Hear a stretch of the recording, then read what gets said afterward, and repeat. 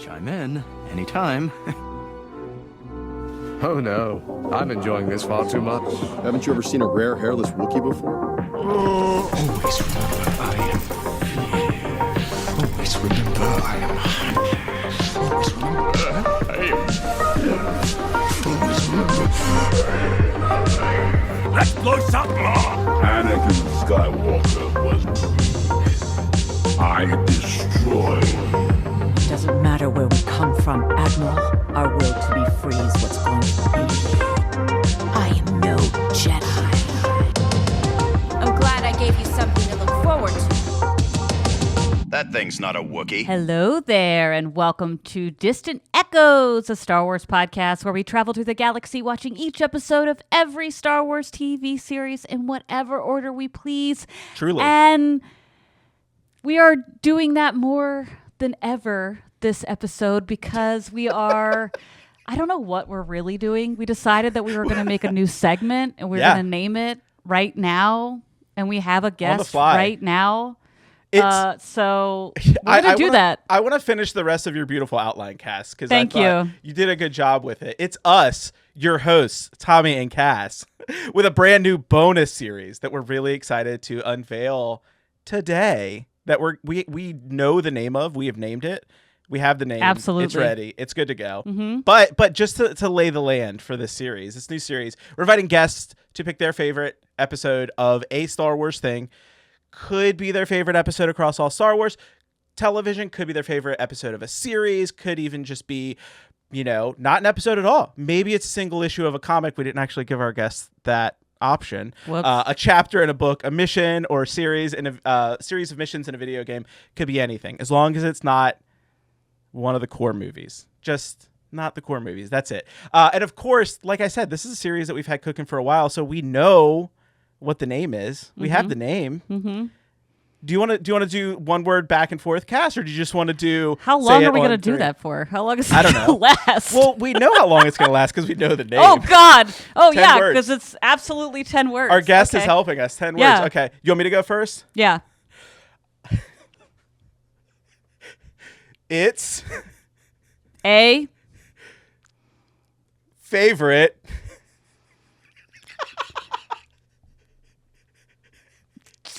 series. Series. Oh my God. Let's give a word to our guest because Yeah, he you go knows ahead. it too. It's our favorite series. It's a favorite series. Dude. Dude.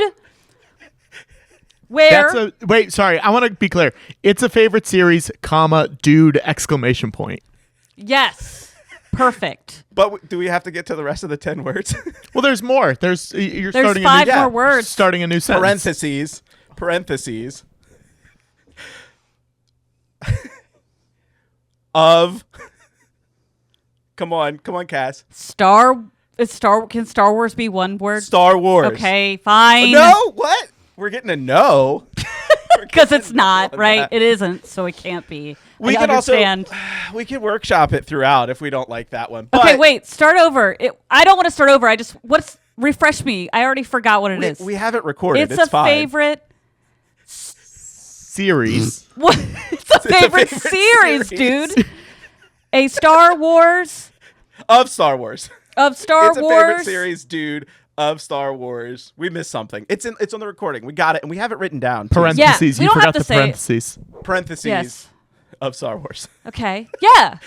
Lovely. Perfect. Exactly Okay. what we wanted. And to help us initiate this definitely Is the not parentheses doomed- open at the end? Is it just have an open parentheses no. and just goes off into? We forgot to close the parentheses. Can I hop in real quick? Please. Of course. It's a favorite series, dude.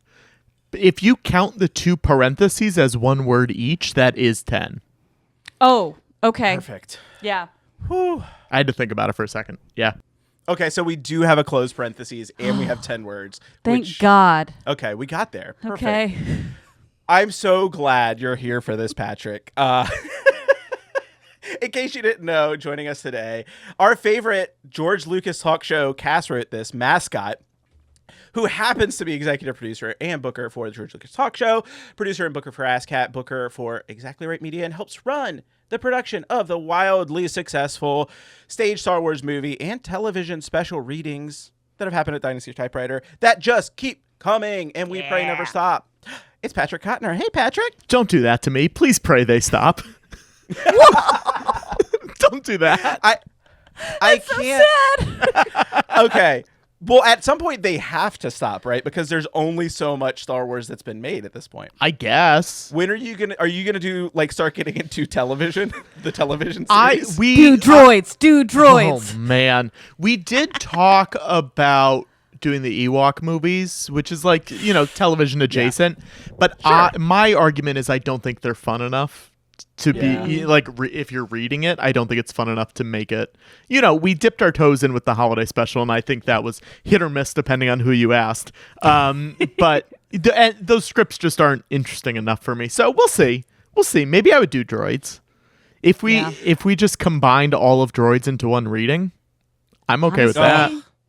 That would be so confusing and just so wild. It would somehow make even less sense, I feel like, if it was all smashed together and you didn't have a break between it all. I can't imagine the questions people are going to ask about what is the White Witch? Who is this great heap? Kaibo? I don't understand. Kaibo Ren? Mm-hmm. Yeah. What? They could ask us. We know. The three of us know everything. Have you finished all of droids yet? Mm-hmm. Oh, yeah. Mm-hmm. Love it. Did you do all of Ewoks yet? We didn't do Ewoks yet. No. Have you done any Ewoks yet? No, not yet. No. Oof. I know. We decided to give ourselves a little bit of a respite, and we covered We watched Andor. Great. Finally. Great. That's good. Which, kind of on the same level, right? Droids, Ewoks, Andor. I'm sorry if you're talking about this for the second time then.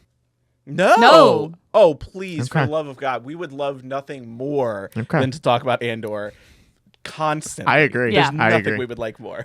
Yeah. Absolutely. Well, thank you for joining us to inaugurate this series. And you, kind of little hint there, you brought a doozy of an episode to kick things off for this series. But before we get into that, we need to catch up because it's been a little over a year since we last had you on the podcast, and you've been super busy.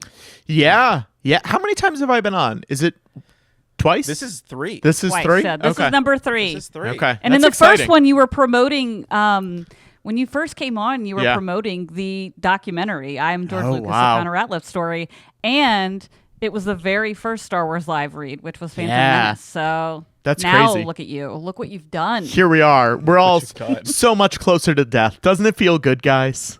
I know. Isn't it Time marches perfect? on. Yeah, I mean, there's been a lot going on. We've done a lot of George Lucas Talk Show this year, a lot of really good episodes too, which I think has been exciting.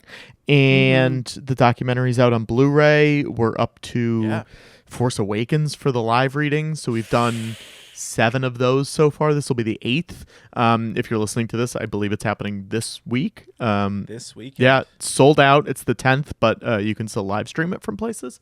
Oh yeah. So yeah, in terms of Star Wars stuff, I think that's all of it. But it's been a lot of Star Wars stuff, which is great. It's great. It has been. And because all right, let's start with the live readings. Because Yes.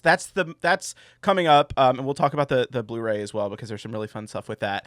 But I just wanted to know, did you ever think you were going to get through the entire original trilogy and the prequels, and then now get to the sequel trilogy when you started? Yeah, I mean, I think in my heart of hearts, I knew that it was going to happen, or I hoped that it was going to happen. But now that we're 8 deep at this point, it's hitting. It's hitting hard, It's a lot because they're all a lot of work. Yeah. And also we're hitting a point where, the Force Awakens script is out there, but the other 2 scripts are not out there. Oh. Oh. And it's going to be a real pain to have to figure that one out, Would that just be, you transcribing the script? I think so. The Last Jedi script is available if you go to the Academy archive or the WGA archive, I think. So there is a world where we go and sort of transcribe it from that. But that's also a lot of work. Rise of Skywalker script, as far as I know, is not available publicly or privately anywhere. So I think that'll probably be more of a, get a online transcription and then sort of figure it out from there. But there's only so much you can do. There's only so much you can do. Interesting. So that is going to be a little bit of a headache this year, I think. But, we're committed at this point to doing all of them. Yeah. I think at the end of every trilogy, we're like, should we stop? And then it's like, no, just keep going. It's fine. We'll do it. Yeah. Whatever. Well, I mean, do you still have, you have your Solo, you have your Rogue One as That's well? true. Like, yeah, we haven't really discussed those too much. I don't know if those would be as fun, but Yeah. I don't know. I don't know. Maybe if we're feeling real juicy. Here, I'll put something in the chat. This is just for you guys, and you can react to it. Hold on one sec. I love doing that. Do you know about this? No. Oh, I don't. I do. Yeah. But I can't really say anything. Yeah. I know. Okay. I mean, this is a long pause for everyone listening, but Okay. yeah. I want to do that. Maybe in place of something or in addition to something. I'm not sure yet. I think that would That's be fun. and interesting. So yeah. So That's wild. Yeah. So it'll probably go through this year at least, and then we'll. Yeah. I have ideas for things that I want to do non-Star Wars, but in that realm. Once this is done, I've got a lot of ideas, and we'll see how it holds up.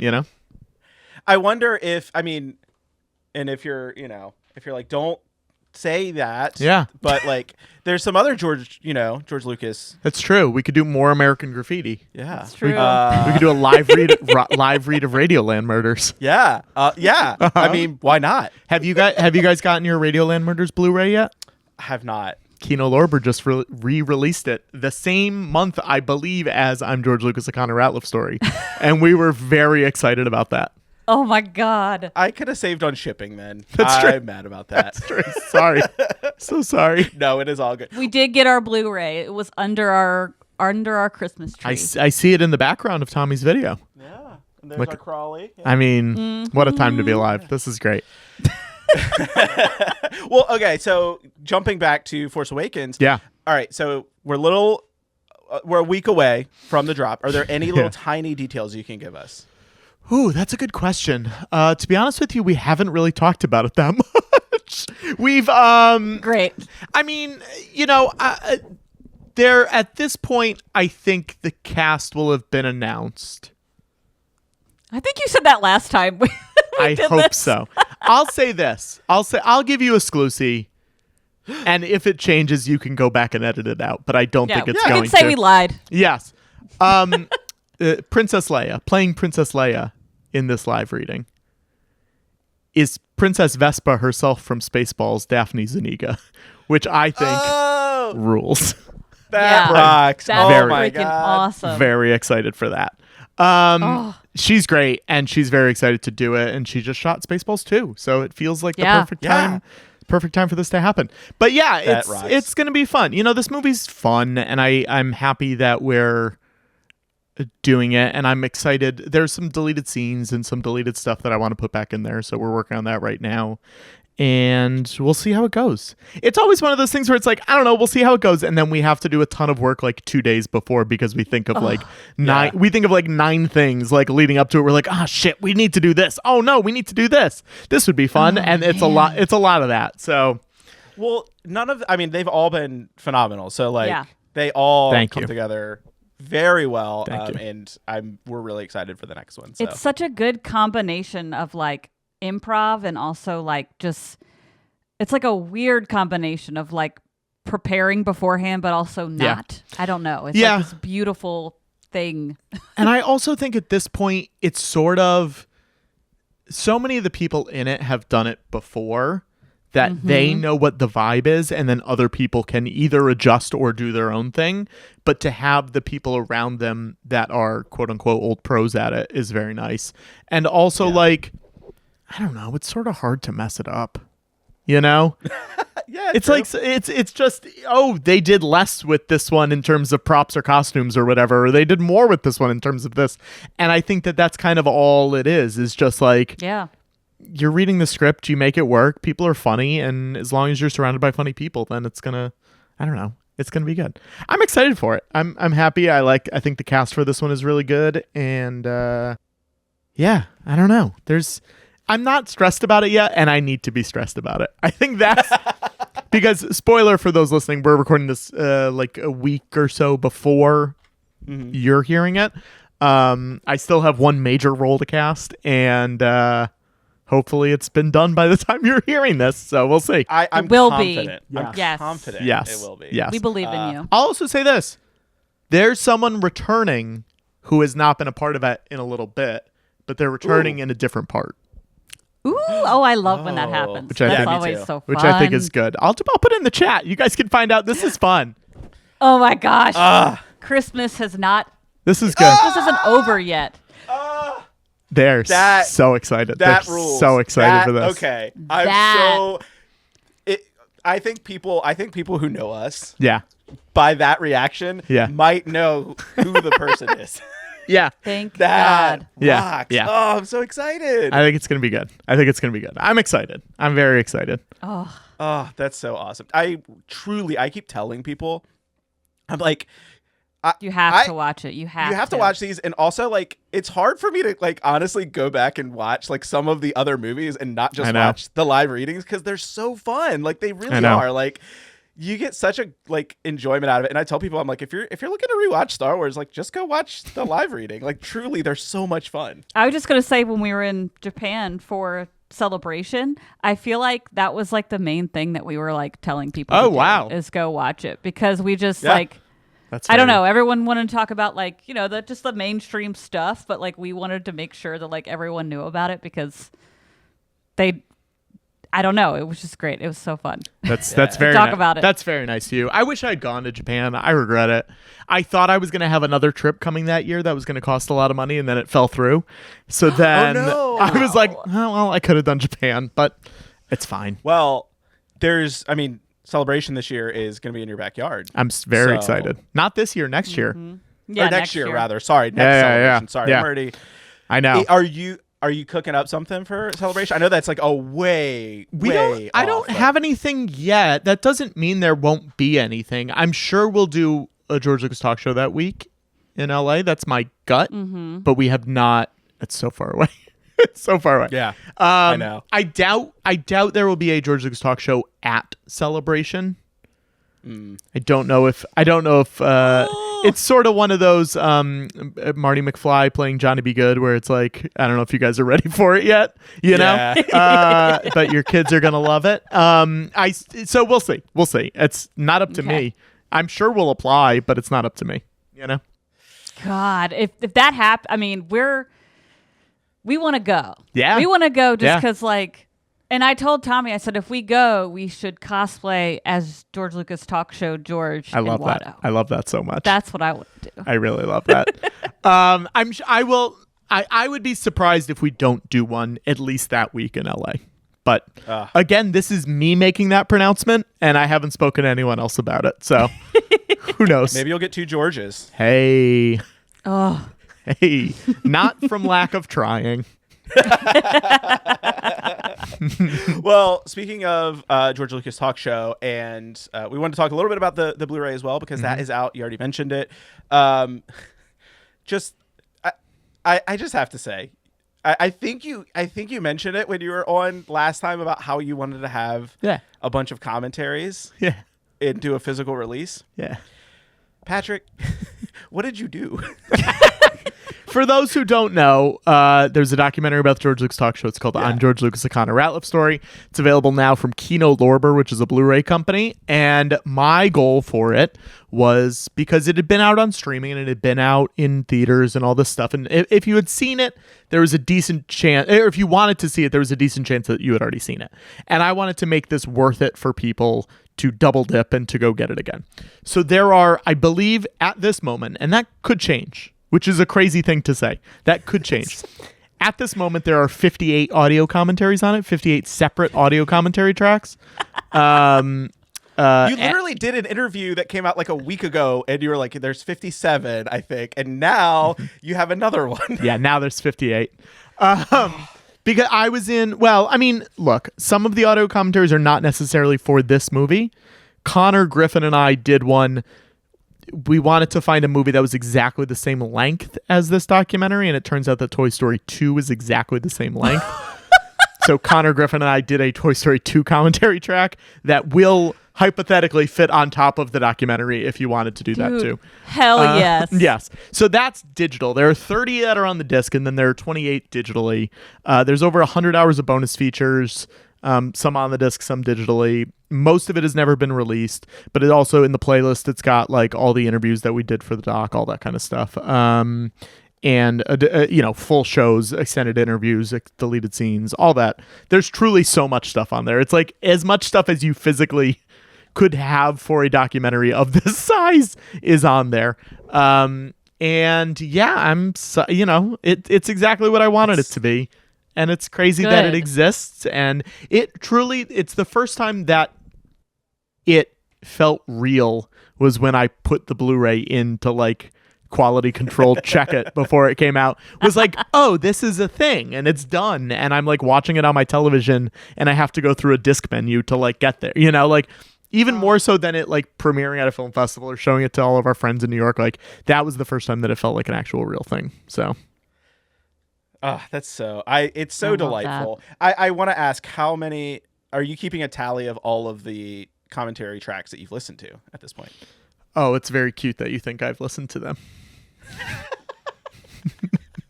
I'm sure you've listened to some of them. I listen to some of them for like tech check purposes. Sure, I'll get to them eventually, but this is not for me. This is for the world. This is for everybody.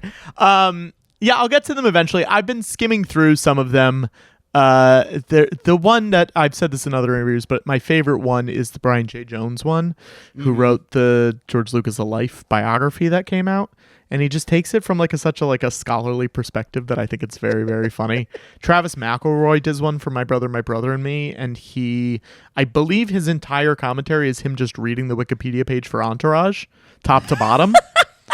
And I think it takes him 90 minutes to get through the entire thing. Dude, hell yeah. Yeah, and that's great. And that's what I told people. I told people, I was like, I don't want 30 commentary tracks where they're like, oh, look, Connor's walking down the street. I wonder where he lives. Oh, I bet he's in Queens. Like, I don't want that. I'm like, you have fun with it. You do whatever the hell you want with it. And it's more exciting for people to like stumble upon Travis's and then he's talking about Johnny Drama for 90 minutes. Like, I think that's great. So yeah, it worked out the way it needed to work out. I wish all of the commentaries were on the disc. That's my one thing. I was like, I wish we could have squeezed everything onto it. But already getting someone to do two 50 gig discs was like such a task because so many companies were like, this is cost prohibitive. It's not worth it for us to do this. And then Kino was like, yeah, sure. I don't know. It might not all fit. You could do it digitally. That sounds good. So that kind of ruled for us. Yeah. And they were great. They were great. Is there a world where if you get to like, let's say, I don't know, 100 commentaries, would you release another special edition of all the commentaries? That's a Kino question. I don't know if that's a me question. Yeah, you'd have to ask them. Also, I can't think of anything I want to do less than to deal with 50 more commentaries. Tommy, we are your dream. We are done. What about a DVD game? This documentary is done. We are moving on. We need a DVD menu game. Patrick, yeah. Remember those? Yeah, the pop of course. quizzes or the, like the one on what was that movie with the mine cart? Journey to like the center of the earth. Yeah. Well, but also I think the Snow White DVD had like a minecart game in it too. I remember that. Sure. I wanted to do hidden stuff on the menus. And I think that was like, they were like, we don't really do that anymore. Like, nobody really does that. And I'm like, I don't care. Just make someone go up, left or something like that to have to get to type in 2-3 and they like find a weird video. That was another thing I tried to do. But I don't know. I think getting 2 discs, a reversible cover, a slipcase, it like has all of the things outside of like Steelbook that Blu-ray collectors, freak out about. So it's great, and I've already reversed my. I had to reverse the. Yeah. I mean, do you know who did the art on the slipcase? No, wait. It's a guy named Justin Ridge who created Star Wars Resistance and was a storyboard artist and director for Clone Wars and Rebels and all that stuff. Oh, that rules. That's Oh my awesome. gosh. Yeah. Oh, I love that. It's really great. Well, truly, I mean, like, this is like such a. If you're like a physical media person, like, this is 100% like one of the coolest things I think that's out right now. Like, it's record-breaking like number of commentaries. Like, it's such a cool thing, and we love commentaries. We know you love commentaries, of course, because of your podcast. Hey, that's me. Yes. Commentary podcast, which is amazing. Thank you. But I wanted to ask: is there a commentary? Was there a person that you reached out to for a commentary that you were hoping would do one, but because of time or something like that? I never heard back from them, but I really wanted the guy who did George Lucas in Love to do one. Have you ever seen George Lucas in Love? The like No, we haven't. Oh, there's a short film from the 90s. It's like, I don't know, 20 minutes or something like that. And it's about young George Lucas like falling in love at college. You guys should do an episode about this. Oh. I do know this. Yeah. I haven't seen it, but I do know George Lucas. Yeah. Yes. I tried to get that guy. I've never met him. I don't know him. So like asking someone to do a 90, that was the big thing is like, it's 90. That's a lot. 90 minutes, you know? So it's sort of like, you sort of got to ask people you know, or at least have some connection to, because it is a big ask. But that one, I wish that one had happened, because that just would have been a nice thing, you know? Yeah. That would have been really cool. Yeah. We're going to have to watch that now. Yeah, you should. It's pretty easy. I have not It's watched pretty it. easy. Yeah. Well, lovely. I mean, truly, I'm not even, this isn't even just like, oh, you're a guest on the show, so we're being super nice. We really do love, I mean, the documentary we already talked about, it's great. We do love, I love the amount of commentaries. I have not listened to all of them. Yeah. Oh, yeah? Oh, weird. Why I not? don't know that I ever will. I'm going to be honest with you. That's fine. But I will won't. definitely listen to I know that I won't, so it's totally okay. It's so honestly, there is a chance that we may listen to all of They'll them. be on the background somewhere, Yeah, you know, yeah, and we'll like- just tune in and be like, oh shit, what's this? There are multiple people who are going through all of them right now. There's a guy who's leaving reviews on Reddit. He's like reviewing each one. I think I saw that. And then there's at least one or two people on Letterboxd who like all of the recent logs on Letterboxd are just like Karen Hahn commentary, Brian J. Jones commentary, Patrick Cotnoir commentary. They're like literally just like going through one by one. So I'm very curious to see who does the full. It's not even a hat. It's not even a hat trick. Like there's no version of like doing 58 things. There's no word for that. You know. I mean, it's what? So it's 90 minutes times times 50. What did we say? 59. 58, I believe, at this point. 58. But look, if Well, here's an offer I'll give to you guys. If you guys want to do one, I will add it to the YouTube digital playlist. Okay. We can bump it up to 59. All right. Well, we'll be in touch. Okay. We'll be in Okay. touch. We might. I mean, listen. I'm sure there's an episode of how long is The Great Heap? Was that? Oh, that's a good question. Let's see. It is. Oh my god. That's very funny. That's very funny. I'm trying to see how long it actually is. Let's see. By 60. There are 87 hours of commentary on this. That's so. Wow. Yeah. That is so- incredible. Yeah, That yeah, is yeah. just incredible. Yeah. But Is that longer than the Arby's Yule log? Oh, I don't know. I don't know about this. there's an Arby's Yule log. It's just a DVD it's a whole of it. thing. I just didn't know how many hours it is. There's I don't know how there's many hours that one is. There's a George Lucas talk show Yule log too. Oh, is there? Came out during maybe it was 2021, I think, and we hadn't done an episode in a while, and we just put the Yule log up, and it's 10 hours, and then 7 hours into it, there's like a 45-minute show, and then there's like 3 more hours, and we didn't announce it. Like it doesn't say it in it, the thing that there's That's a show beautiful. in there. Yeah, I think it's us and John Hodgman, I want to say. It's very fun. You got to reward people. Totally. Who, I don't know, Well, leave their YouTube channel on. For That was what we were saying. We're like, the goal is for people to just play this on Christmas and then 7 hours in be like, what the hell? What's Yes. going What's on? Yeah. Yeah. Wonderful. Well, I don't know. This is like I said. This is great. It's just great. great. We love it. We will listen to the commentaries, and maybe we'll be in touch about recording. Think I'm sure about by the time this episode drops, you'll have another commentary track. I'm sure someone Probably. Yeah. I don't There's know. probably an iron in the fire. I'll So never there's say 59. no. I'll never say no. Love it. All right, well, let's get into... We have more good stuff to talk about. Yeah, more goodies. You brought us a very fun. Yeah. Fun. This Yeah. isn't a fun episode of television. It's a touching... Tone-wise, it's very different from The Great Heap. Let's just say that. I will arguably say that it's better than anything we've talked about so far. Yeah. Well, hold on a second. Hold on. We can't, because we've talked about the documentary. We've talked about the live readings. I'm fairly confident in saying that this episode is better than the documentary and the live readings. I'm totally fine saying that. So why don't you tell us what episode did you bring us as your favorite? And is this your favorite of all Star Wars, or is it just your favorite of Andor? It's a great question. I think it's season 2, episode 9. Mm-hmm. It's called Welcome to the Rebellion. It's the Get Mon Mothma out of the Senate episode of Andor. It's my favorite episode of Andor for sure. And it's probably my favorite episode of Star Wars stuff, right? I think it's like the best one. Like, while you're watching it, you're like, is this the best Star Wars thing? That's sort of my take on this episode.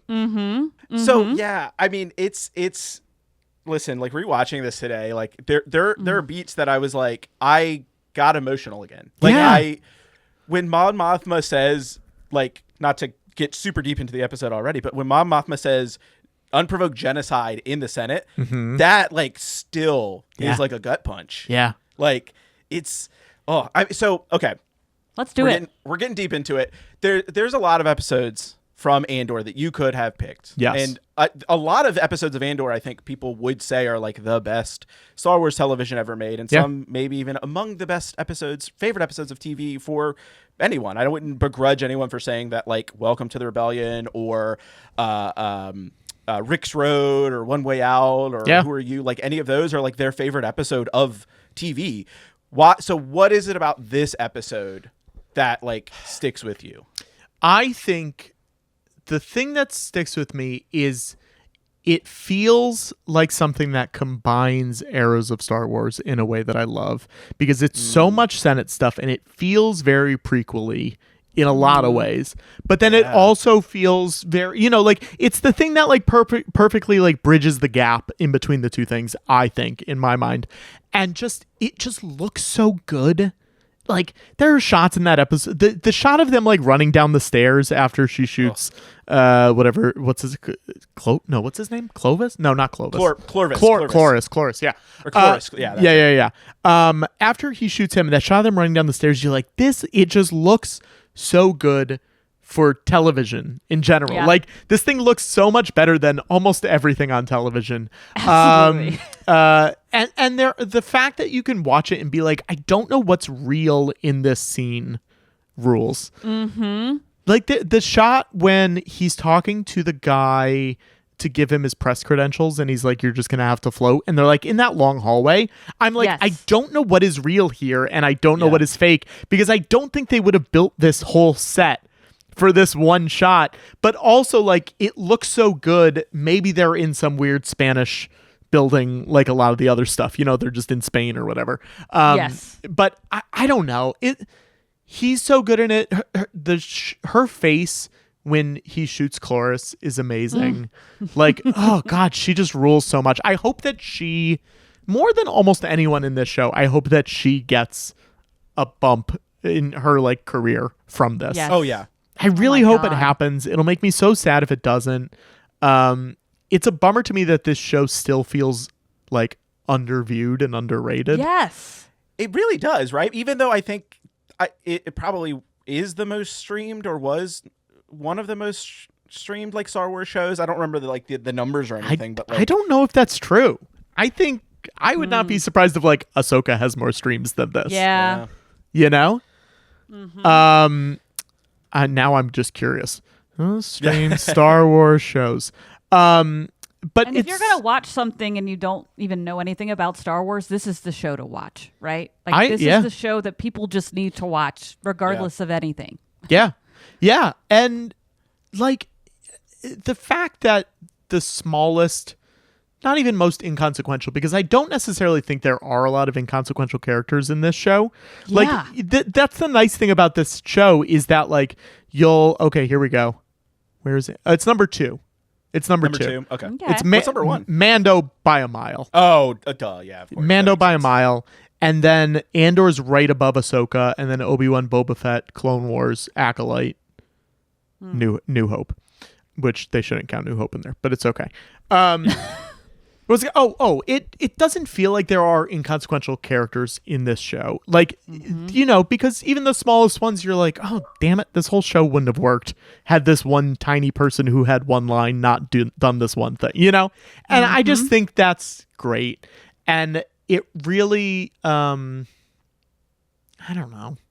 don't know why I like it so much. It's just because it's good, and is. it's like, and it really holds you. Season 2, so much of season 2 is so good. That last run of like 5 episodes or whatever, it is just banger after banger. Couldn't breathe. phenomenal. I know. Like, Well, and also like going into so we go into this episode. Cass, why don't you talk a little bit about like what led into this episode? Yeah. Real quick. We're not gonna do an episode like plot by plot breakdown or anything, but we'll talk about like some. I just some want to major ask you some plot beats. questions, like going Yeah. back through this, because we just recently, I mean, obviously we watched it as everyone else was watching it, but like this episode especially, like getting us back into this moment. Right before this episode is the Gorman massacre, of course. So that just happened. Cyril just died. Sorry. That just happened. It's right behind me, isn't it? Shut up. I know that's not what you were doing, but that I could. It's very funny. Oh, Jesus. It's very, very funny. Gorman massacre. Well, that just happened. Oh, God. But truly though, But it did. that episode. Yeah. Who are you? Like, Yeah. It's like this is where like the season is like it's careening towards like Yeah. a point of no return that we know is Yes. going to happen, but like they do it in such a way that it's like it feels just so, I don't know, intense, and like it does kind of leave you out of breath, like especially if you're watching like a lot of these in quick succession. But I will also Yes. say a hill I'll die on is I feel like so many people really loved that Gorman Massacre episode. It's a great episode. I'm not here to say it's not a great episode, but I think this episode's better. And I feel like that episode got all the attention, and I'm like, no, this is the one. This one and the next one is the Luthen one, Yes. right? And the Cleo one. Yep. With Clea Like- flashbacks. I think that this episode and that episode are like, man, oh man, Yeah. man, I'm getting goosebumps, like just rethinking about some of that stuff. Like, I Yeah. will say, like, I wouldn't say the Gorman Massacre is my favorite episode either, but I would say the one part that really stuck with me, of course, was just the whole Cyril death sequence. Like, but we're not here to talk about that episode. No. We're here to talk about this one. So, just a few plot points things as I was like rewatching it. The whole conceit is that Cass is going to get Mon Mothma out of the Senate, but he's disguised as a journalist, Ronnie Guja.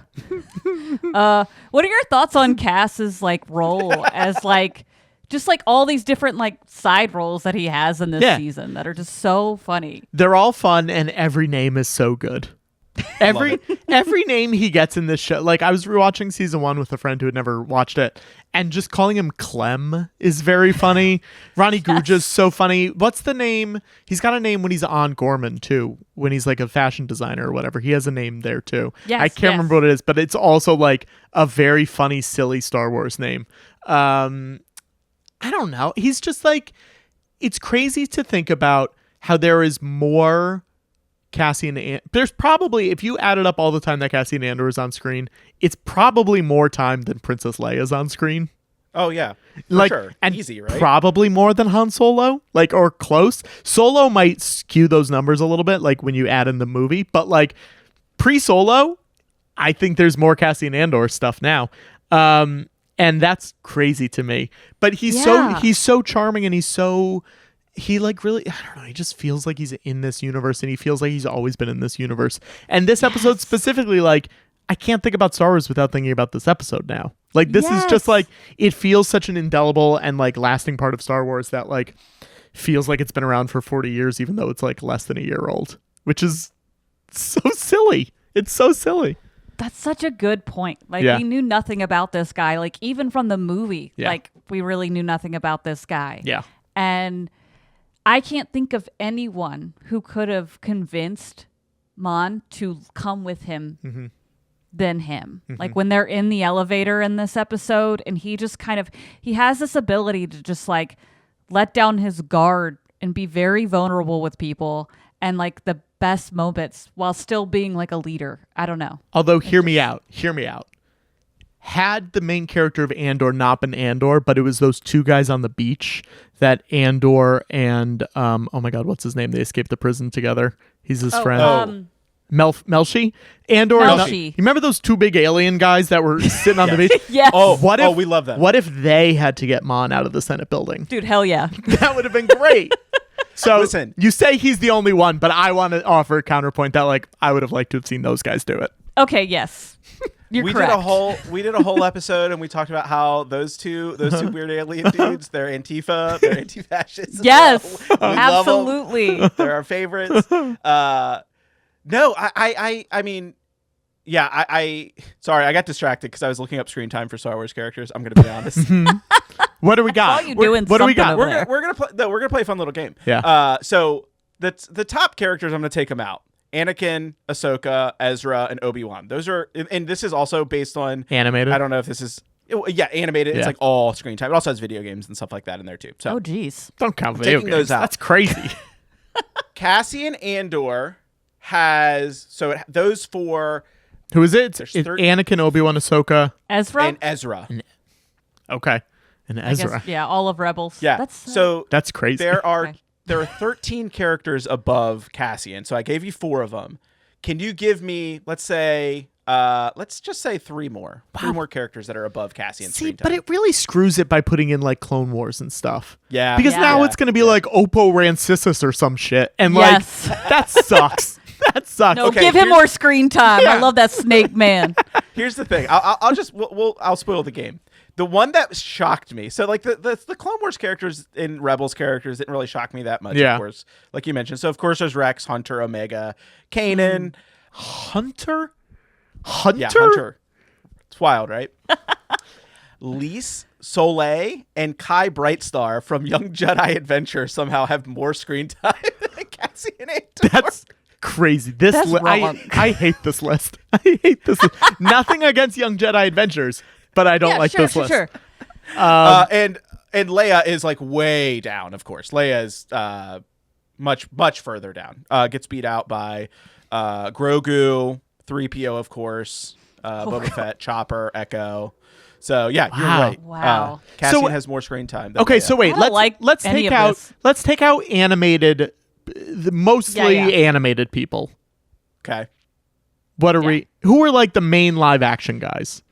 The main live action we have. Let's see. So, but I mean, well, it's hard to do that because we have Ahsoka who is in Yeah. live action now. Anakin, I think, is skewed because he's also in Clone Wars. Yeah.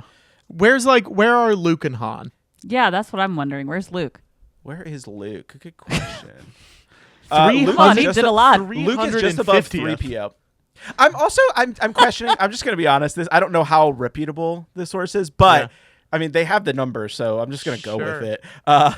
But Luke is just above 3PO, but also 3PO is in a lot of the animated stuff too, so I Yeah. would expect him to have been a little bit higher. And Han, in the sequels too, and the prequels. You know, like that's why you're not getting Luke that much. right, Han, Boba, and then Luke are kind of like your Yoda, Han, Boba, and Luke. Oh, are yeah, in- Boba. kind of in the same Everywhere. amount of screen time, basically. And then right after that, like I said, it's Grogu and then Leia. But I don't see how Grogu has so much less than Din, like the Mando. That seems weird to me. He got taken away for so long, and Mando and Grogu Yeah, were he was they by were himself. separated for so long. They definitely You don't didn't get remember? put back No, together you're right. right away. Come on, man. Where's But yes, Max so Rebo? screen time wise, like you were saying, it's wild. There's probably more for Cassian Andor than there is for Leia, and there is. It's wild. I do want to know that later. I do want to know where Max Rebo is. That's Yeah. a really important. Oh, It's gonna be Let's like see. Hold on. 6 minutes. Maybe not even 6 minutes. It's gonna be like 45 seconds. oh, not even on the list. This list doesn't have Max Rebo. This list sucks. You gotta get a new list. Yeah. You know what, It's not Tommy? Tommy, I need you to make a list. I need Yes. you No. to do this. no. Can I our 90 can't. minutes With of, your- of commentary just be us reading a list of everyone's Yes, screen time? That's fine. With your little stopwatch. Yeah. Yes, perfect. Oh, no, I don't even know. Olaf is at the bottom from Andor. Who's Olaf? From he was Oh. the older gentleman in the prison in season 1. 10 minutes and 1 second. Oh yeah. Wow. Aw. But I don't. Why is Max Rebo not here? Because realistically, Max Rebo has like 14 seconds of screen time. But he should still be listed. Yeah. He has so Gonki's much on here. time in my brain. Okay. He lives all rent right. free in my mind. I've derailed This us is chaotic. enough. Yeah. Yeah, it's okay. This is perfect. That's what this whole episode structure is about. It's about chaos. Honestly. What is your guys' favorite? I'm not even going to say like the big moments of this episode. Like, is there something little that you like in this? Oh, What's a weird little thing that you like in this episode? I know that because I have this as a question that I was going to ask you guys, but I know my favorite part is God, I can't think of his name right now. The guy with Mon, who it's like his adopted his father. What's his name? Bale's. So Bale. Bale. Yeah. Yes. I couldn't think Wait, of Bale I Organa. didn't think you were thinking of Bale in that No, moment. that's I who didn't I was either. thinking of. I thought you were talking about what's his name, the guy with the poop. Guys, I can't remember normal is the important guy? people in Star Wars No, all the it's fine. time. Okay, this is me. Anyway, I just love when he like looks at Mon and he's right before her speech and he says, "Tear the shit out of this place." Yeah. A lot of people don't like that. I loved it. I do too, and I think those people are stupid, and I want to get that Yeah. on the record. Shut up. Yeah. Good. No. Shut up, Thank you. everybody. Let Star Wars characters say shit. Yes. I wonder why. Did they just feel like it was not Star Warsy? Yeah. So here's what I think, and I'm not one of those people. I love that moment. I think people tend to think like, oh, anytime you put like a modern day slang into Star Wars or something like that, that it's weird, and they'll point at the fact that like dank ferric is like its own like curse word in like the Star Wars universe and stuff like that. Yeah. Blah blah blah. But like that's not the point of that scene to like No. have him say like tear the dank ferric out of this place. That would be silly. Yeah. That would be We don't stupid. need that moment to be silly. We need to be serious. Tear the poodoo out of this place. Tear the poodoo. Poodoo it up in there. I think that's Poodoo on their desks. that's our episode title. Tear the poodoo out of this place. I like that. That's good. No, I love that moment too, Cass, and it's I think the whole way this episode opens is so like kind of like a little bone chilling, right? Like Yeah. of like you have the Gorman senator being arrested in the Senate building, right? You have Mon and Bale just kind of like watching it, being like, this is the moment where we have to like do something, like something needs to be done. Yeah. And there's this serious, I really love how this episode portrays the chaoticness and like uncertainty of taking action. I Yeah. think that is something that this episode does extremely well, because like so much of the action in this episode is predicated on Mon Mothma trusting someone she's never met before, like, Yeah. and trusting someone who has betrayed her, or in her mind has betrayed her, Yeah. to like deliver someone who she has never like seen before. Like there's so many different like ways that her storyline goes wrong in this episode, and it all just is it relies on the fact that she is willing to like do things that are like I don't know what the right word is, but like, I mean, not great. Like, she's like, someone is being out of murdered her in front of comfort her. zone, right? Right. For sure. Out of her comfort At zone. least.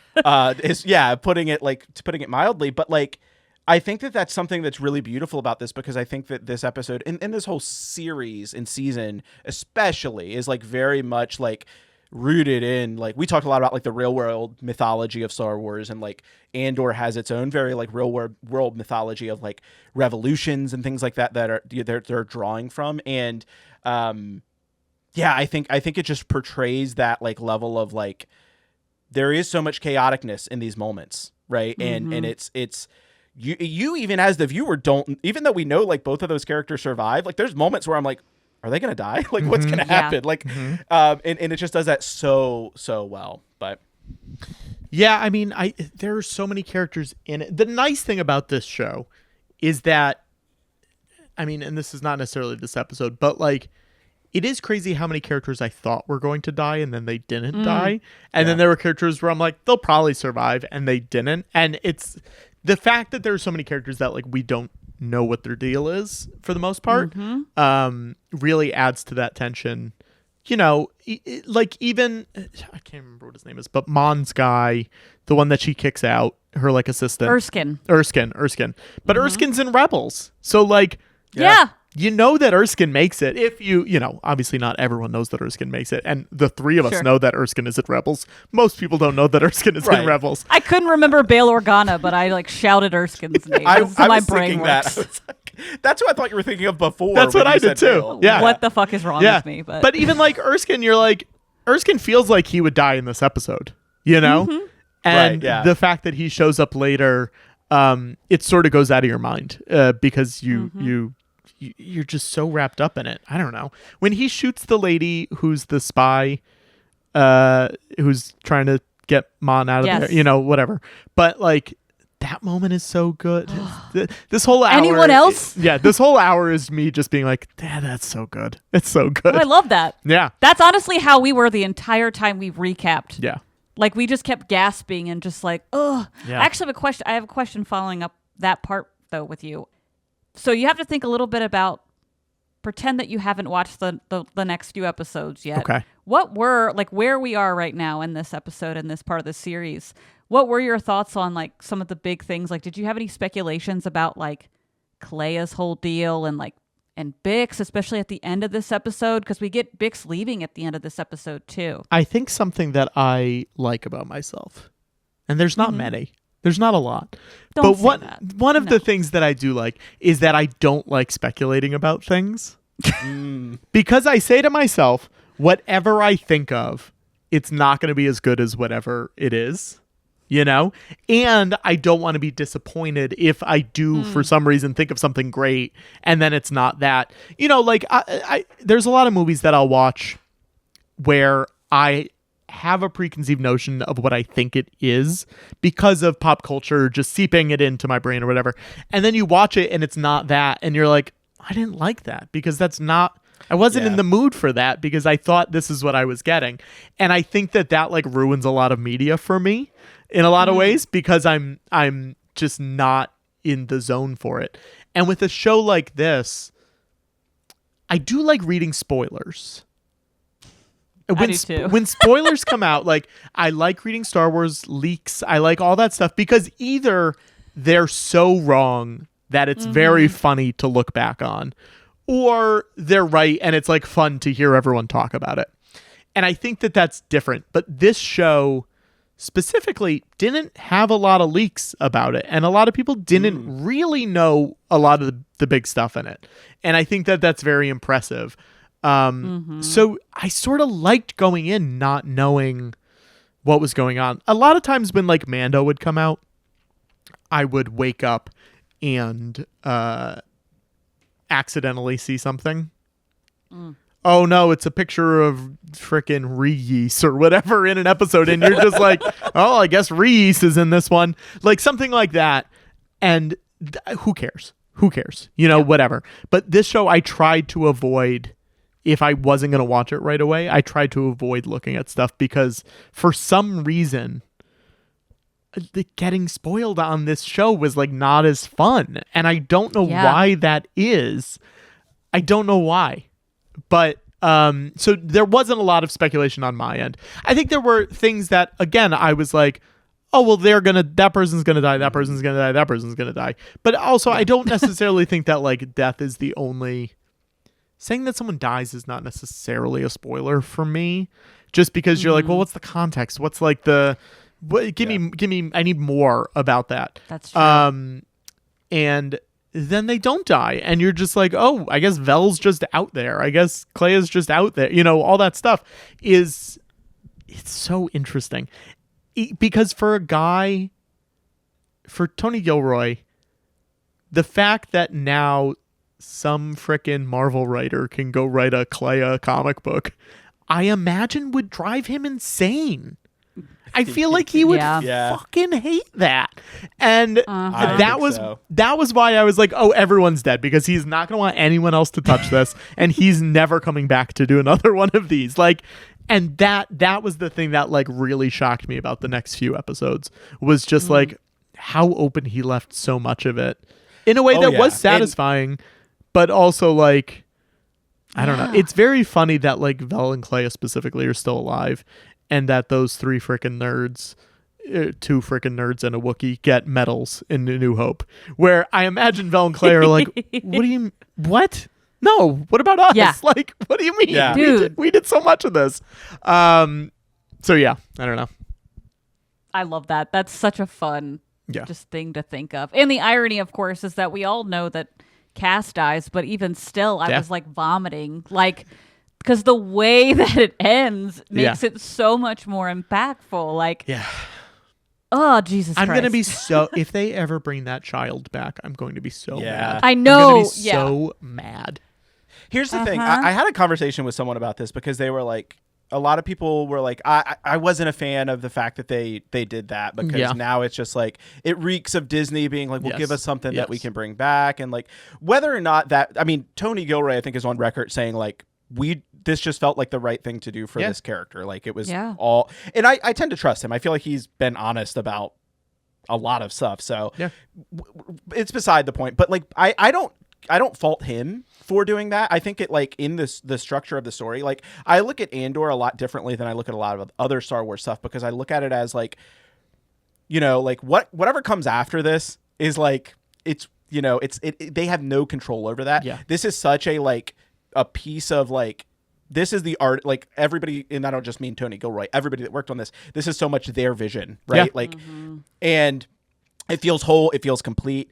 So I don't begrudge them for, you know, the baby thing. I also will be a little bit like maybe annoyed if the baby comes back, but we'll just see how that happens. But sort of the baby's only the character that I will be mad if it comes back. I'm fine if Clea and Vel come back, like that's fine. You know, like I would be kind of okay with that if they want to, you know, obviously if he's not involved, it will definitely be different. But if they gave like Beau Willimon here's the people stealing the Bothans stuff going into Jedi, I'd be kind of fine with that. If you gave someone of that caliber a show like that and Clea and Vel and whoever else are in that, I'm fine with it. I'm into it.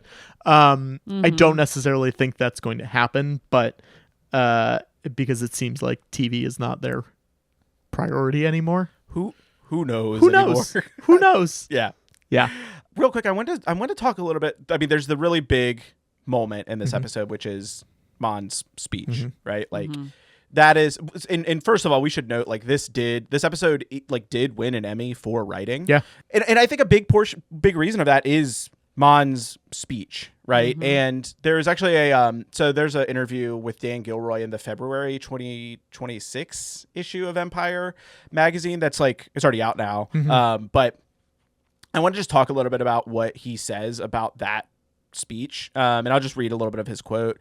He says, the Galactic Senate had a long history of democratic principles, and what we've watched through the course of Andor is its descent into autocracy, bowing its knee toward this emperor. I wasn't writing it in a vacuum. It was 2023. Donald Trump was gone. But the fungus, the residue that was left, was very much still alive and was growing exponentially throughout the U.S. Senate and Congress. So as I was literally starting to write this episode, I was watching senators and congressmen and congresswomen abandoning their democratic principles and bending their knee to power. And then he goes on to say, so when I'm writing this speech, I'm angry. I'm very angry because I can very much relate to what's going on in Mon's world. And yeah, the speech, I think, like, is like such a pivotal moment in this episode and kind of getting a little bit of Dan's like mindset of writing that. And like, we know that, like, we've talked a lot about, and everybody knows about how like the real world like influences this. I think like there's something to be said about this speech, like being written like with a very much like a bent towards like, it almost feels like their mouthpiece about like what's happening in like our world too, to a certain extent. And I don't know. I think it's such a amazing moment in this episode. It's like 3 minutes long too, right? Yeah. Like the speech. Yeah.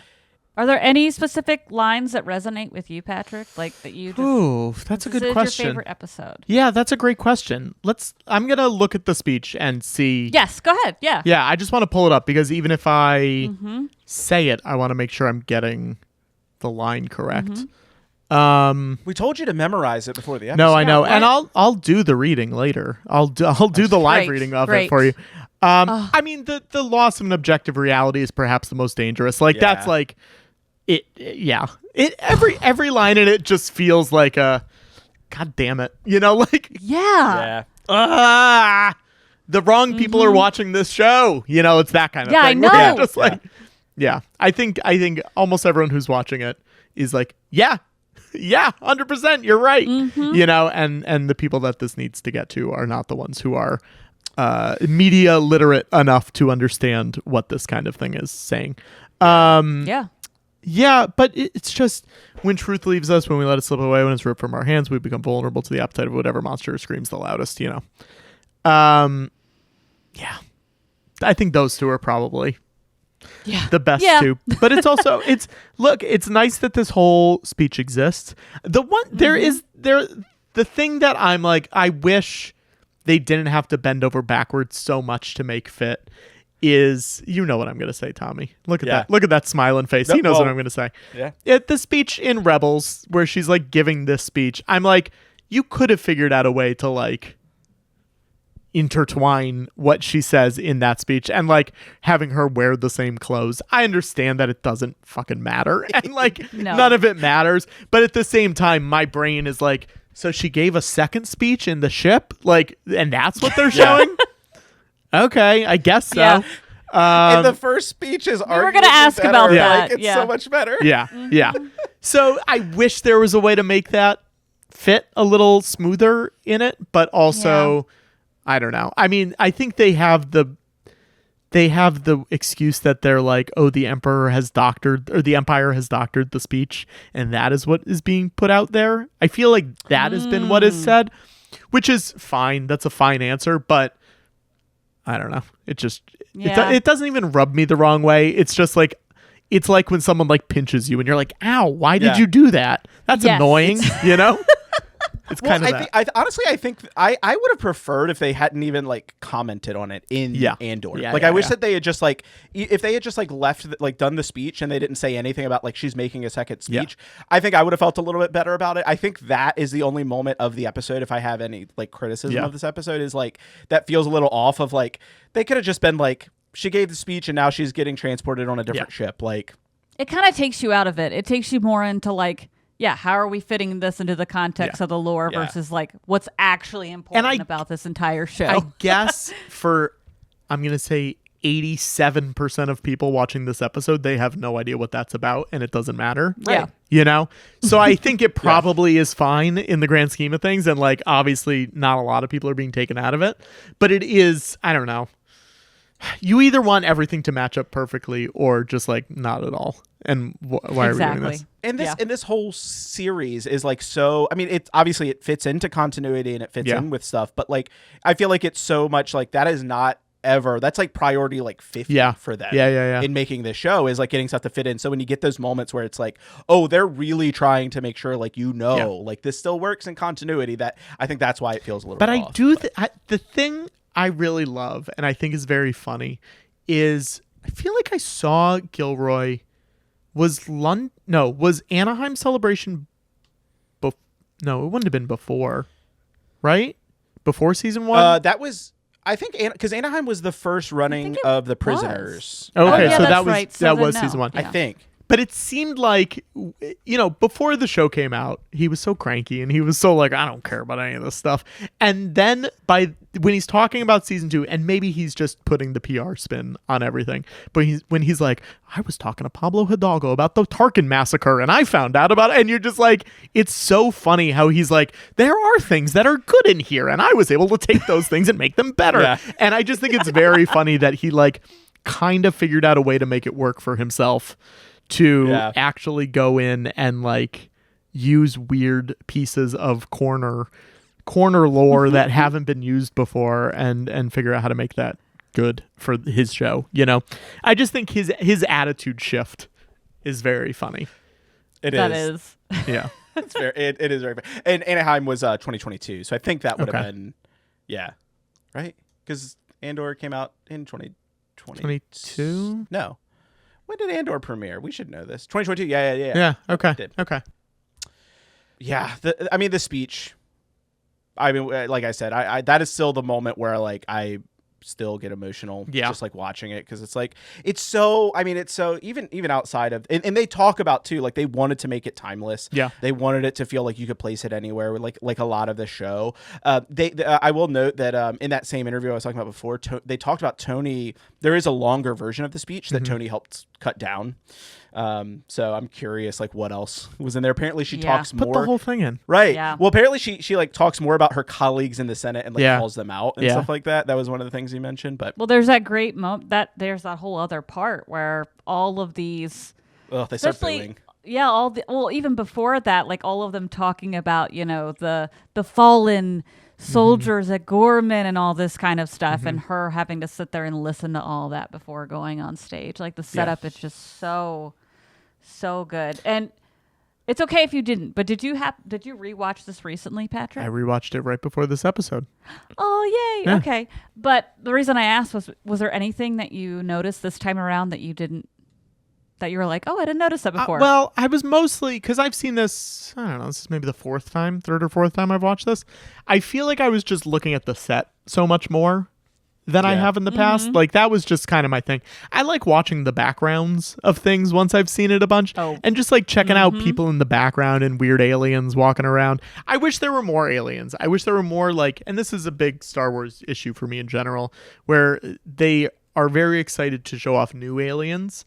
And I'm like, great, but you could also put a Doug in there, or you could put this in there. Like, I wish there was like one or two like recognizable things thrown into the background too.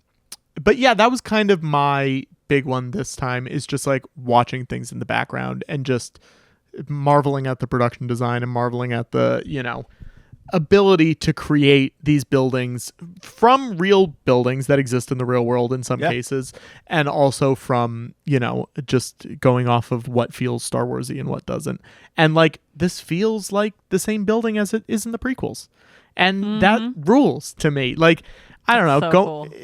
Sometimes I feel like with Star Wars, there are times where they will feel like they have been boxed in by something that was built in 1975 from stuff that they got at a thrift shop, And you're like, well, this is just what it looks like, and we have to deal with that. And then sometimes they will take that and make it look better, but also look the same as what it did back then. Yeah. And I think that this show does a very good job with enhancing on the things that were either built for the originals or the prequels or whatever. And you're like, yeah, the camera's just facing a different direction now, and it still feels like it's in the same world. So that was a lot of what I just love that building so much. And that was a lot of what so cool. We learned, our friend David, shout out to David, fellow Glitter Jaw podcaster. He lives in Spain, and he lives like, I think, walking distance from like the Senate he building. just took a picture of it and texted it to us. Insane. It was crazy. Yeah. Insane. It's wild. I'm positive like only the outside looks like that. Of course. Yeah. But Could you imagine? Spain just has all these super sci-fi things. That there's like never these knew weird about. aliens. There's like walking weird around, floating pods everywhere. It's very strange. Yeah. Yeah. That's crazy. I was just say, speaking of background stuff, we actually, even though, we've always known about the title of this series, but the subtitle of the series is Glup Shitto Watch, which is where we do go into the background and look at all of the cool people in the background, and we have to pick which ones we like the most. So, okay. Tommy, did you send over a list of all the ones we screenshotted? No, but I'm going to do that. Do it right now. Okay, good. Do your job. I've got a guy in my head, but I would like to see. Good. I would Good. like to see what this list is, because there's a better one that I missed. This is less of a list and more of just random compilation of screenshots, because a lot of these are not named, but I sent them in our Zoom chat. Great. So.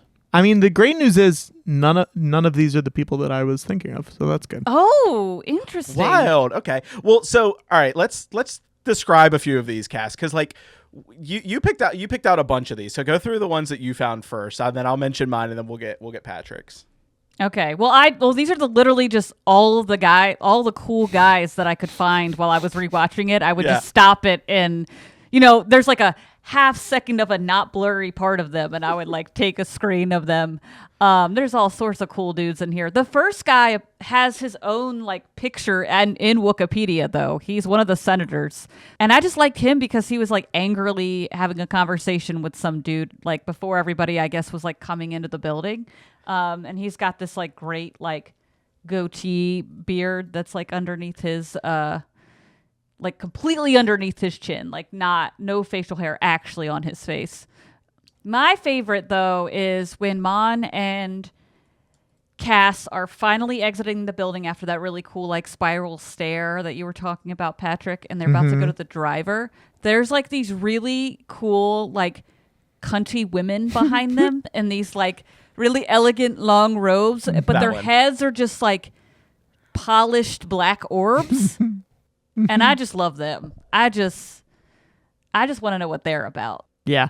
There's a lot to choose from. I picked the xenomorph alien, like looking alien things in the Senate building. I don't know who they are. I feel like that is like someone That looks from like a production. screenshot from DS9. That doesn't even look like a screenshot so from this there's show. the xenomorph looking alien, and then right behind them is a Geordie looking guy Yeah. with There like you a visor. Mm-hmm. And so I feel like that, like there's someone in those suits that's like a part of production or something like that. It has to be. And then this is not a, I think it's just a human, but as they're running down the stairs, this was talking about watching the background. There's just someone just sitting on the stairs the entire time, Patrick. They're going down the stairs. The next That's time you so watch it, I'm funny. just like. The driver just- just got shot. Yeah. And everyone Just else killed is a man. running, Yeah. and he's just like, oh, hey. He's just chilling. He's like, so nah, I'm bummed tired. out. What if it's the senator from Gorman and the stormtroopers just pushed him outside and left him there? They were like he's fine. He's fine. He's just like, I'm sad because I'm stuck outside now. He's out there smoking a cigarette. He's like, But okay. It's funny because I was like, is this person like taking cover or something? But no, it really just looks like a tired little guy on the stairs Yeah. of the Senate. Yeah. What's yours? We had a bunch of them, but like there's just Well, I mean, look, your guys are very much more like background boys. I really like the senators that they show. I like this guy who I think his name is Gain, Senator Gain. He's the one who's like giving the speech that they like show on the screen. But I also like, hang on, I'm sending another picture. His name is Senator Carlu. And he's the one who's like, we lost the citizen at Gorman Plaza. He's like the chubby Oh little my guy God. who looks like he's like one of the founding fathers. I really Wanted to like punch him. Yeah, I really like him. I have to say, I think because your characters are named and they have screen time. Yeah. I think yours are more the definition of Yes, Glup yes, Shitto. yes. So if we were going to give Glup Shitto awards for this episode, I think those two. Oh, thank you so much. I think those two win, and those are the ones that we want to see come back. I don't know. Yeah. What do we want from them? They're the ones we're rooting for, right? Like we want to see these guys again. Look, I wish they showed 35 Senate pods in that episode. You know what I mean? I wish they just Dude, yes. give me more ET. Put another ET in there. Like, who cares? Show us all of them. And It's like 5 different colored ETs, just like all like in a corner. yeah, and oh boy, and they're in the colors of the rainbow gay flag. Thanks, Disney. Yes. Oh, The rainbow gay flag. Andor's woke now. Oh no. The rainbow gay flag is my favorite phrase. You can call that the name of this episode too. Yes. There's too many options right now. So good. I do want to point out Senator Carlu in the script. His name is Senator C. It was ABC. That was it.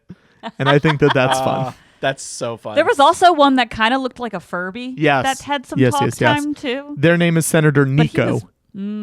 Oh, another one. Oh gosh.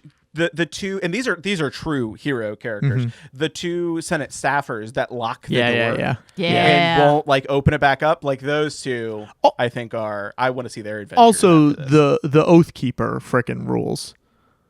The Senate Oh, Oath Keeper, yeah, of that course. big guy. Love him. Yeah.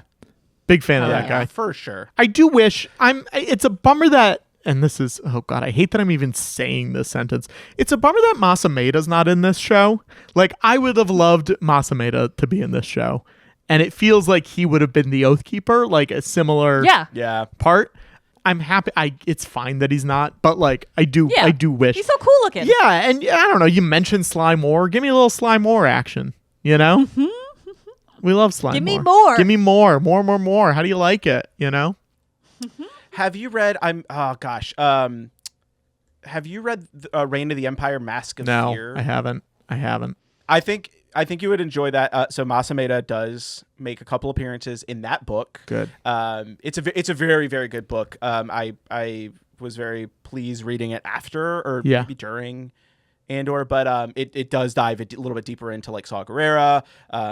It just shows more of Mon being a badass. Mon, the torture Mothma. she went through and all Aren't that kind of stuff. It's great. Aren't they but, doing 3 of them? Am I making that up? There's going to be 3, but I think it's like different authors writing each one, and like it's different focuses. So I don't know what the next one's going to be. That might be wrong. I might be just getting that completely wrong. But either way, if you want more, that's a good one to check out. But yeah, I think you win the challenge. so much. It wasn't a challenge. Yeah. You win the Glup Shitto Yeah, it was. Award. Yeah, it was a challenge. As it And I should won. be.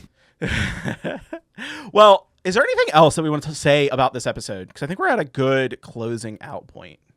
I mean, it rules. Yeah. It's good. It's good. It rules. Say it louder. It's okay. It rules. Yes. Thank you.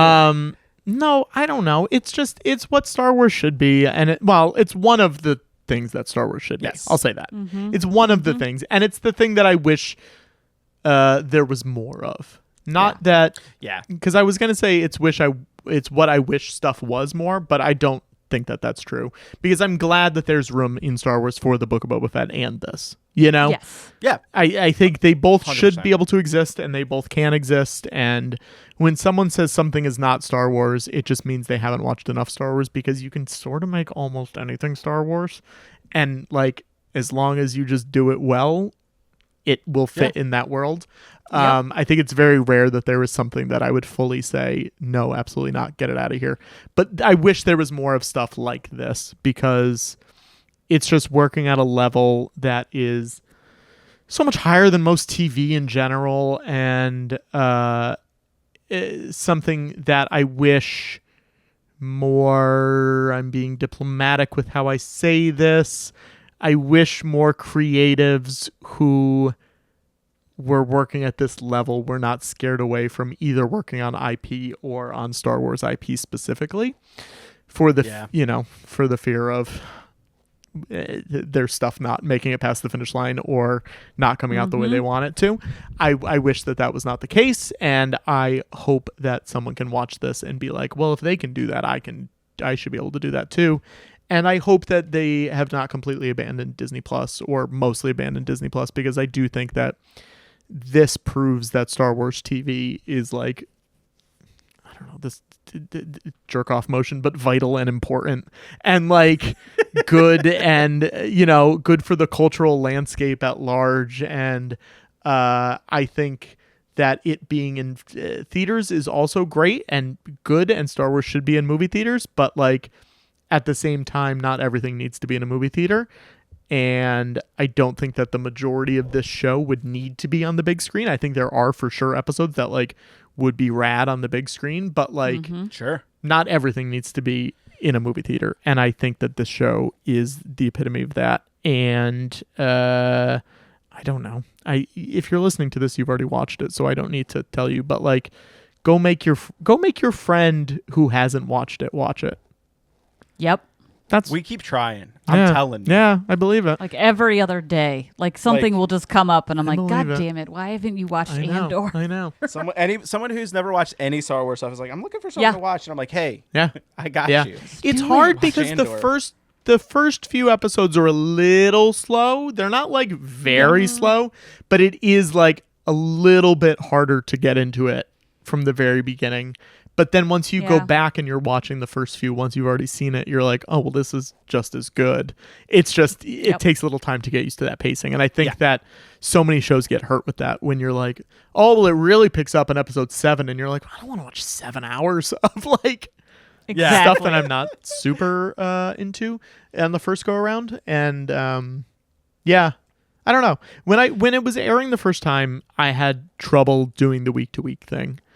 And I think that but by the time this season was done, I was like, well, no, that was good. That was like obviously very good. Oh, shit. Shut up, you know? But by the time So, season 2 so came, you were more of a all in. fan of like weekly episode drops as opposed to I mean, the I blocks like that they did. but I like the blocks. I really like the blocks, but Yeah. I didn't like how it felt like it was done so fast.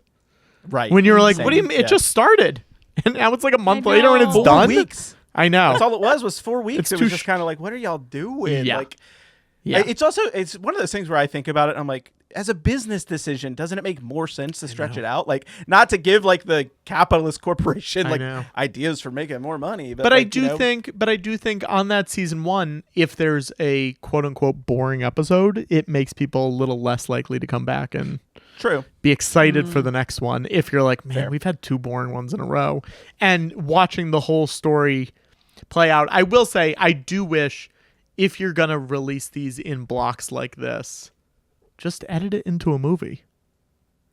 Like, why does it need to be a TV? Yep. Why does it need to be 3 Right. episodes at that point? Yeah. Just do, it's 4 feature-length episodes. Sounds great. Yep. I feel like we had this exact same conversation so many times. We were Yeah. originally covering this where we were just like, what are Yeah. we doing anymore? Like, why is this? Yeah. It doesn't make sense. Yeah. But Yeah. no, I really love what you said too, Patrick, about this marrying like the different eras of Star Wars. That's something I didn't really like think so like too deeply about until you mentioned it. Of like, you do really feel like this is very prequel-y when you're in the Senate building and you're seeing like those pods and everything, and like thinking about how Yoda just fought on those pods, like Just flipped all around that just flipped shit. all around the pods, like. And it's just fun. It's fun being back there, but also it has like the the political consciousness of like some of the other movies and just some of the other eras and stuff like that. And so I think I think that's a really spot on like pointing at this episode or spot on pointing at this episode. What is the word I'm looking for? that works. Take on this I don't episode. know. Okay. Yeah. It's a really spot on take on this episode. I'm gonna edit all of that out. I No, won't. you have to leave it. And in fact, I want you to put it in again right here. I think that's a really spot on like pointing at this episode or spot on pointing at this episode. What is the word I'm looking for? Damn it. Great. Thank you, Beck. You're welcome. Well, speaking of thank yous for Patrick, thank you, Patrick, for joining us. See, now for you this can't episode. edit it out because you said speaking of, it won't make sense Too now. ingrained. This is good. I listen. I've done this enough times. I can edit this however I want. You won't. You won't. Though. I won't. But seriously, thank you. This was course. such a delight. We're so happy that you kicked off this series with us. This will be a not so regular series. We're going to do this with other folks too, but it's going to be fun. And this is your opportunity. Plug whatever it is that you want to plug. Some of your upcoming stuff. The I Am George Lucas, Connor Ratliff Story Blu-ray, which is out now. People can go pick that up. Yeah, thank you for having me on. Thank you for not editing that stuff out. Thank you for plugging the Blu-ray. You can get it at georgelucastalkshow.com. It'll give you all the links. It's on Amazon. It's on Kino Lorber. It's on Target. It's on Walmart. A lot of places where you can get physical media. But we will also have copies at live shows. If we're doing live shows, we'll ideally have copies forever. That is the goal. We'll see. But some live shows coming up in the immediate future, because those are the only ones we have booked at this point, are January 10th is, of course, The Force Awakens at Dynasty Typewriter, in person, sold out. They will have a standby line. There are live stream tickets available. You can watch it from anywhere in the world for up to a week afterwards. It's in Los Angeles. January 13th at Dynasty Typewriter in Los Angeles. George Lucas Talk Show. We're doing an early show and a late show. Have some cool guests for that. January 16th at the Great American Music Hall in San Francisco as part of San Francisco Sketchfest. Guests as of this recording are Josh Molina from The West Wing and Scandal, Doug Benson from Doug Loves Movies, and Paget Brewster from Community, Criminal Minds, DuckTales, Thrilling Adventure Hour, all that good stuff. Those shows are always very fun. George likes to drink either Coppola wine or Skywalker Ranch wine, or Skywalker Ranch wine. Ranch wine makes it sound weird, but Skywalker Vineyards wine.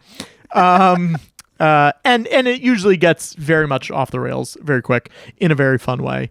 But go to Sketchfest stuff if you live in the San Francisco area, because there's a lot of fun stuff there all month. And then, Hey, That's Me, a commentary podcast, a show I do with Brian Lynch, who wrote Minions and Secret Life of Pets. Every week we have a new episode come out where it's an audio commentary on a movie or TV show with someone who never got a chance to do an audio commentary on something that they worked on. So it could be a costume designer, an actor, a director, a writer, production designer, whoever it is, cinematographer.